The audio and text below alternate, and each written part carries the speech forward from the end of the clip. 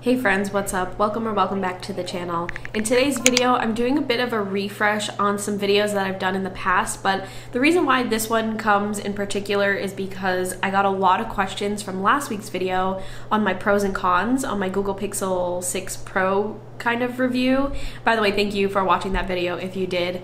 But I got a lot of questions about the camera, and since that was the main reason that I gave why I purchased the phone, a lot of people were wondering about like posting on social media, what cameras do I use, does the quality diminish, and just a few questions that I wanted to answer in this video, this follow-up video. But I also wanted to share with you how I edit some things that go onto my social media feeds, just as a refresher, because I go through stages where I change up how I edit my photos, and I feel like a lot of people ask me that as well. So a lot of a Q&A sort of situation going on here, but I think it's going to be really helpful if you are, one, interested in purchasing this phone in the purpose of using it for the camera, and two, if you want to up your editing style when it comes to posting on whichever feed you're posting photos on, or if you just want to edit your photos and make them look better. So let's get right into it. Okay, so first I'm going to quickly just answer questions about the camera on the Google Pixel 6 Pro. So the first question that I got was, are all of the photos and videos that I'm posting on my social media feeds coming from this phone? And yes, everything is coming from this phone. If you're looking at my Instagram account, if you're looking at my TikTok account, all of the content that's there, videos and photos, are 100% coming from the Google Pixel 6 Pro phone. I use the back-facing camera and the front-facing camera for the content. If you want to see examples of the back-facing camera, you can go over onto my Instagram. All of my reels are taken using the back camera here, and it comes out looking really, really fantastic. You can see for yourself, and I don't use any editing tools at all. I just shoot the video using my phone, and then I go straight into the Instagram app and I start turning it into a reel. So I don't use any additional tools outside from that. And that, again, is the back-facing camera. Now, if you want to see examples of the front-facing camera, you can go over to my TikTok. 99% of the videos that I post on my TikTok are using the front-facing camera. That's this one right here. And again, I don't use any additional editing tools. I just take the video and I go straight into the TikTok app and start tweaking it and getting it set up to be a TikTok. Now, I will say as a disclaimer, all social media platforms, they do slightly adjust your resolution. So you're not gonna see a 100% accurate look into what the footage looks like on my phone, but we all know that social media platforms do this. So if you do want a realistic look into what your content would look like if you purchase this phone and you uploaded it into Instagram or TikTok, then again, you can go onto my profiles and you can see what that looks like. Some people also asked in last week's video if it's probably for the best if you wait for a newer model of a phone, and I just feel like the most logical answer to that is I feel like every new phone is going to come out with a much more advanced camera. So if you want to wait a few more months and see what happens with the Google Pixel 7 or the 7 Pro, I highly suggest doing that. Me personally, when the 7 and the 7 Pro comes out, I will most likely get it because I'm assuming that the camera is only going to get better from here, but we'll see what happens. And if it comes to the iPhone, if you want to know anything about the iPhone, I don't particularly use the Apple phones. I don't use any of the iPhones. I did mention in last week's video that I did for a period of time, but I stopped doing that. I now only use one phone. I used to use one phone as like a personal phone and one phone for work purposes, but now I just use Google Pixel phones. So I don't have that much insight into the Apple products, but I will say I have noticed when it comes specifically to the camera, I do know that the iPhones have an option to change the frame rate, and this phone does not change the option to do frame rates. So if that is something that is very important to you, the iPhone does have that capability. And by the way, the camera shoots in 4K on this phone.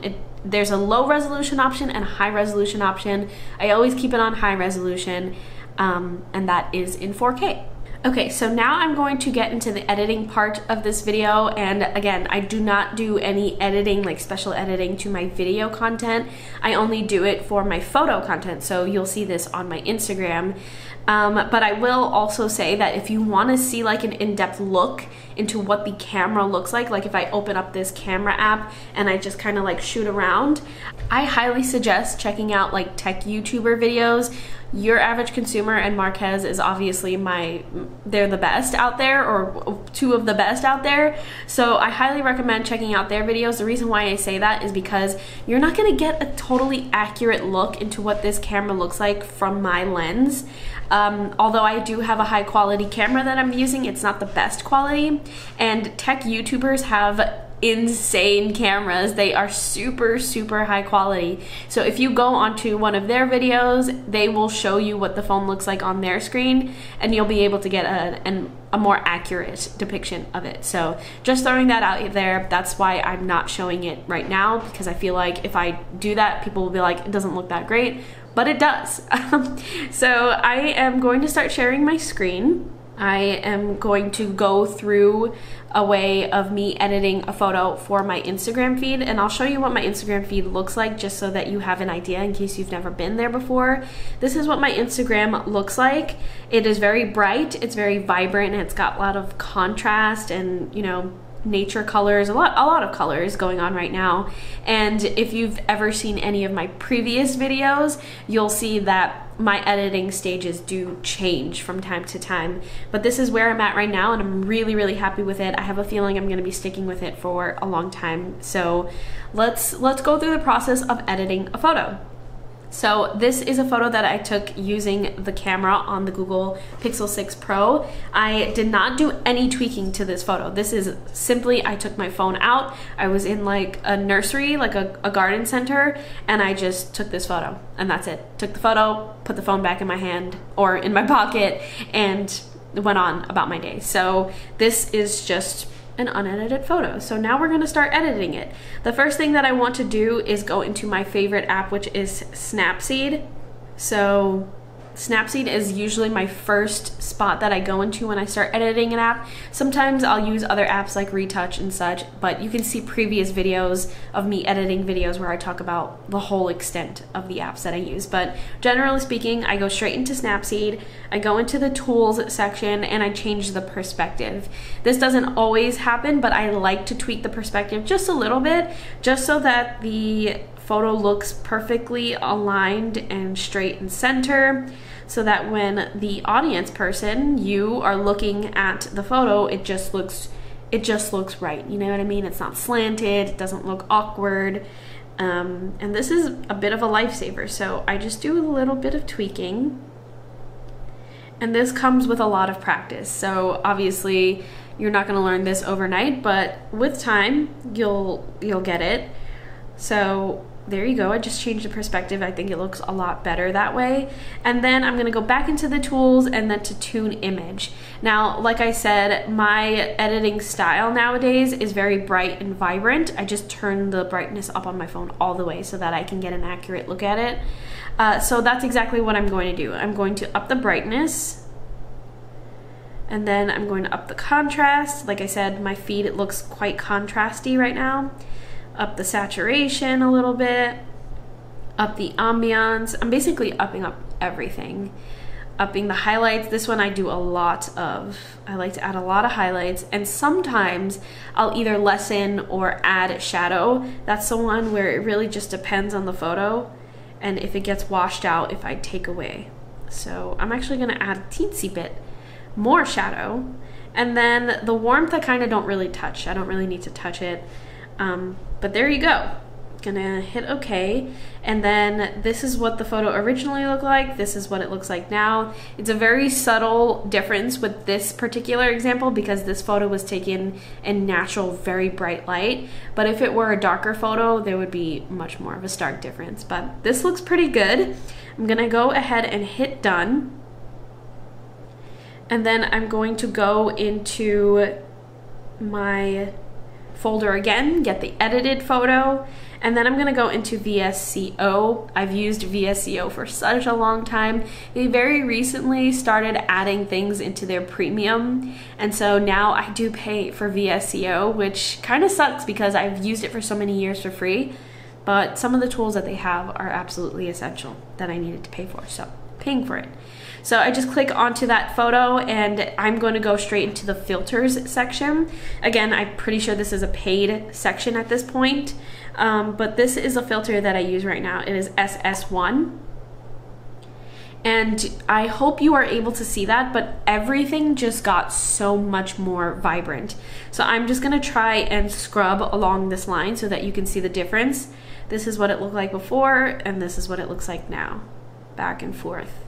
You can see that everything just got a big pop of color. So I'm gonna keep it all the way at 12. Sometimes when I have a photo that's like really, really colorful, I lower it down a little bit, but this seems to be just fine for me. And then I'm gonna go into tools, and then I'm gonna go all the way to grain, and I just add some grain. I don't add too much, but just enough so that if you're looking at the photo, you will notice it. It's very subtle. And that's literally it. I am going to hit next, and then I'm just going to save it. Sometimes I will do some in-app editing on Instagram. Honestly, the only thing that I use in Instagram is the adjust button. Sometimes if I want to tweak the perspective just a little bit more, which I am gonna do here, and then just make sure that the layout is how I want it.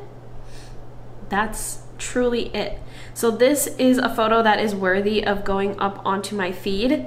I think it looks beautiful. It's very bright, vibrant, and contrasty, just like the rest of the photos that are on my feed. Obviously, I'm not going to post it right now, but that is an example. All right, y'all, so I hope that gave some answers to your questions, a little bit more insight into the camera and how I do some editing. I know this editing video is a little bit shorter, briefer than my previous editing videos, so let me know if you want more information on the whole editing process. And yeah, if you have any other questions, let me know in the comments. But thank you so much for being here. Thank you for watching last week's video. Did not expect that many people to watch it. I appreciate you. I appreciate you if you've just also joined along and subscribed. Thank you so much for being here, and I will talk to you in next week's video.